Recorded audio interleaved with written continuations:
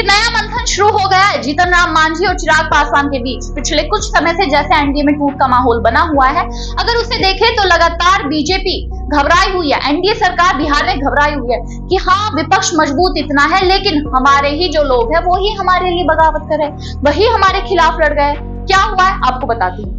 जीतन राम मांझी एक बार फिर से अपनी पार्टी की ओर से दावा करते नजर आए कि चिराग पासवान ने अपना हाल देख लिया था, जितनी सीटों की वो मांग कर रहे हैं उतनी सीटें अगर उन्हें दे दी गई तो एनडीए को भी नुकसान होगा और बिहार से एनडीए की सरकार जाएगी, ना नीतीश मुख्यमंत्री बनेंगे और जिनको डिप्टी सीएम बनाने के वो सपने देख रहे हैं ना वो बनेंगे।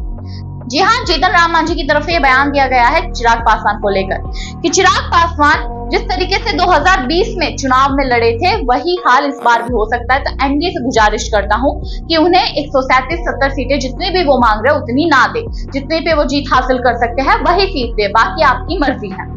आपको बता दें 2020 में जब उनकी पार्टी एलजेपी विधानसभा चुनाव लड़ी, अकेले चुनाव लड़ी, 243 सीटों में से 137 सीटों पर वह चुनाव लड़ी और 137 सीटों में से 136 सीटों पर चिराग पासवान की पार्टी को करारी हार का सामना करना पड़ा।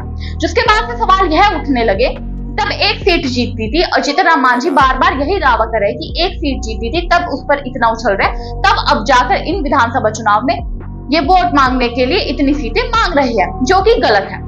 आपको ये भी बता दें चिराग पासवान भी इस मुद्दे पर चुप नहीं है। चिराग पासवान भी लगातार हमला कर रहे हैं कि हमें 70 सीटें चाहिए ही चाहिए, हम इतनी सीटों पर चुनाव लड़ेंगे, अगर हमें इतनी सीटें नहीं मिली तो हम अकेले चुनाव लड़ेंगे।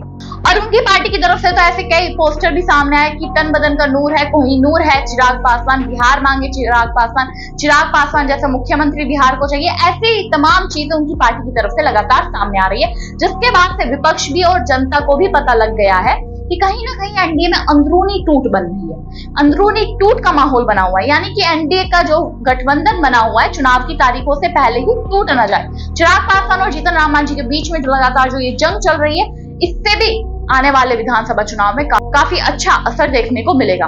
हालांकि उपेंद्र कुशवाहा और जेडीयू चुप है इस मुद्दे पर, बीजेपी भी चुप है। अभी इन दोनों के बीच में जो ये मंथन चल रहा है जीतन राम मांझी और चिराग पासवान के बीच, इसका लुत्फ सिर्फ विपक्ष और जनता उठा रही कि लगातार अलग अलग बयानबाजी सामने आ रही है और लगातार जो बीजेपी को लेकर कटाक्ष करता आ रहा है विपक्ष, वो भी कहीं ना कहीं सही है कि एनडीए टूट जाएगा चुनाव से पहले। अब आपको क्या लगता है कि एनडीए सही में टूट जाएगा? हमें कमेंट बॉक्स में जरूर बताइएगा। तब तक के लिए नमस्कार।